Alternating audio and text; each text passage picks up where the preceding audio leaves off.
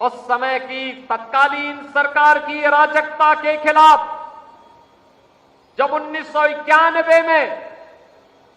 याद करिए, 30 अक्टूबर 1990 और 2 नवंबर 1990 को जब अयोध्या में राम भक्तों पर गोलियां निर्ममतापूर्वक चलाई गई थी और उस समय की सरकार एक तरफ हिंदू समाज को आपस में बांटने का कार्य कर रही थी और दूसरी तरफ राम भक्तों पर गोलियां बरसा रही थी, उसके खिलाफ अड़िग चट्टान बनकर के किसी एक नेतृत्व के सामने कोई उनके सामने टकराया था तो व्यक्तित्व था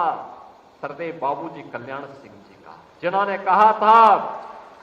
कि हम हिंदू समाज को बंटने नहीं देंगे, हम हिंदू समाज को बंटने नहीं देंगे।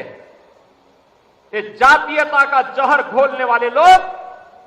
ये भारत को कमजोर करने का काम कर रहे हैं। ये जातीयता का जहर घोलने वाले लोग भारत के सामाजिक ताने बाने को छिन्न भिन्न कर रहे हैं और एक तरफ हमें आपस में बांट रहे हैं तो दूसरी तरफ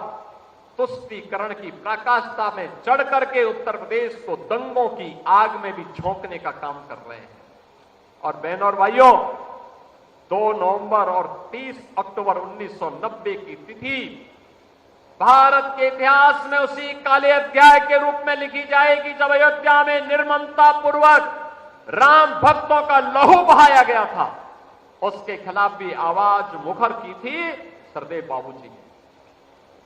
बहनों और भाइयों, वही स्थिति जब 2002 उसके ठीक 2 वर्ष के बाद 6 दिसंबर 1992 को समय आया,